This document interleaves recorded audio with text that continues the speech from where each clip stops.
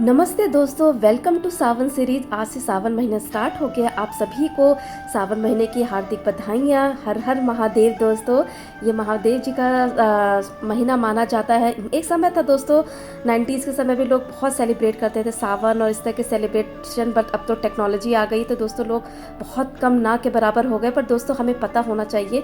मेरे कुछ कॉन्टेक्स्ट में लोगों को ज्योतिर्लिंग के बारे में जानना, तो दोस्तों यूट्यूब पे बहुत वीडियोज़ पड़े, आप वो भी देख सकते हैं दोस्तों।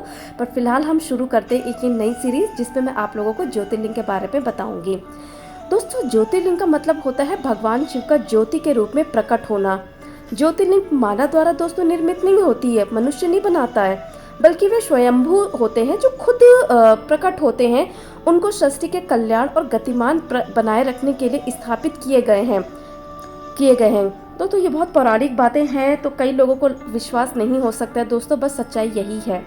शिवलिंग दोस्तों कई हो सकते हैं, जैसे कि हम अपने घरों में स्थापित करते हैं, लेकिन ज्योतिर्लिंग केवल 12 ही होते हैं, जो कि सारे के सारे दोस्तों कितनी अच्छी बात है, भारत में स्थित है। सोमनाथ, मल्लिकार्जुन, महाकालेश्वर, ओमकारेश्वर, केदारेश्वर, भीमाशंकर, विश्वनाथ, त्र्यंबकेश्वर, वैद्यनाथ, नागेश्वर, रामेश्वर, घृतेश्वर शामिल हैं। आप लोग दोस्तों कौन कौन से गए हैं, आप लोग मेरे को कमेंट कर सकते हैं। आपके शहर में कौन से ज्योतिर्लिंग सबसे पास में है दोस्तों, वो भी आप कमेंट कर सकते हैं इफ़ यू विश। तो दोस्तों सबसे पहले शुरुआत करते हैं सोमनाथ मंदिर से। तो दोस्तों सोमनाथ मंदिर जो वो भारत के गुजरात के वेरावल के प्रभास पाटन में स्थित एक हिंदू मंदिर है, जहाँ पर ये ज्योतिर्लिंग है।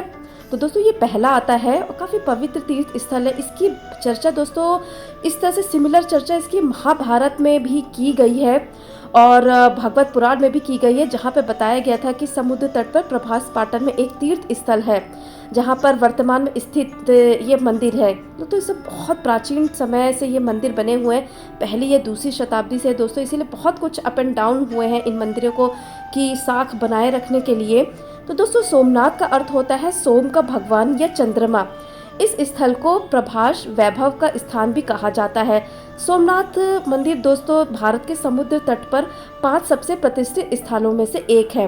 दोस्तों इसके पीछे की एक सिंपल सी जो कहानी है, कहानी में कोई बनावटी नहीं बताना चाहती, बहुत सारी चीज़ें आती हैं, बट हाँ सब जगह से जो कॉमन थी वो एक यही था कि चंद्रमा जी जो है ना दोस्तों, उनका नाम सोम है ना। तो दोनों पौराणिक काल में दोस्तों उन्होंने भगवान शिव को ही अपना नाथ स्वामी मानकर यहाँ पर तपस्या की थी। दोस्तों पौराणिक काल में लोग बहुत जैसे आप उसे सतयुग बोले या क्या बोले, लोग इस तरह से किया करते थे। तो उन्होंने तपस्या की थी भगवान शिव जी की, इसलिए दोस्तों इस ज्योतिर्लिंग को सोमनाथ कहा गया। अगर दोस्तों आप लोग गए हैं तो आप मेरे को कमेंट कर सकते हैं। डायरेक्ट फ्लाइट जाती है दोस्तों, फ्लाइट और ट्रेन जाती है, दिल्ली से जाती है, हर जगह से इजीली अवेलेबल पहुंचा जा सकता है। दोस्तों दूसरा आता है मल्लिकार्जुन।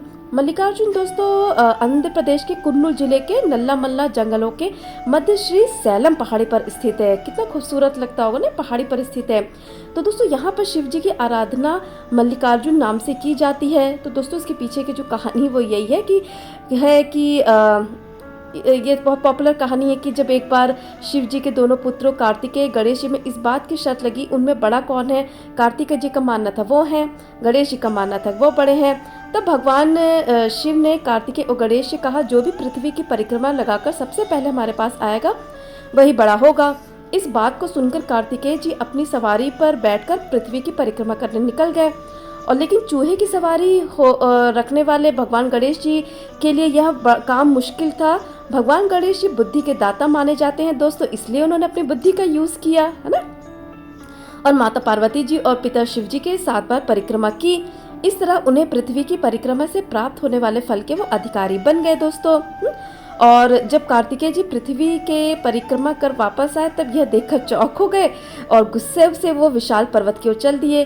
कार्तिकेय जी को मनाने के लिए माता पार्वती भी पर्वत पर पहुंची। इसके बाद भगवान शिव ने वहां ज्योतिर्लिंग के रूप में प्रकट होकर और वहां पर दोस्तों दर्शन दिए। तो दोस्तों मल्लिका का मतलब होता है माता पार्वती जी के नाम से होता है, जबकि अर्जुन भगवान शंकर जी को कहा गया। इस प्रकार सम्मिलित रूप से बनता है मल्लिकार्जुन। तो दोस्तों और ये इस तरह से जगत में प्रसिद्ध हो। क्या दोस्तों आप लोग दोनों गए हैं? अगर आप गए हैं तो आप मेरे को कमेंट करके बता सकते हैं दोस्तों आपका एक्सपीरियंस कैसा रहा है। आपके शहर के पास कौन सा दोस्तों फेमस ज्योतिर्लिंग है, आप वो भी मेरे को कमेंट कर सकते हैं। तो दोस्तों इसी तरह से हम इस सीरीज़ को आगे कंटिन्यू करेंगे बाकी के ज्योतिर्लिंग और बीच बीच में शॉर्ट एपिसोड्स के साथ। तो दोस्तों आप सभी लोगों को सावन की हार्दिक शुभकामनाएं। भारत के इन पौराणिक पर्वों को हम बनाए रखते हैं दोस्तों। भगवान भोलेनाथ की हम सभी पर कृपा रहे दोस्तों। हर हर महादेव।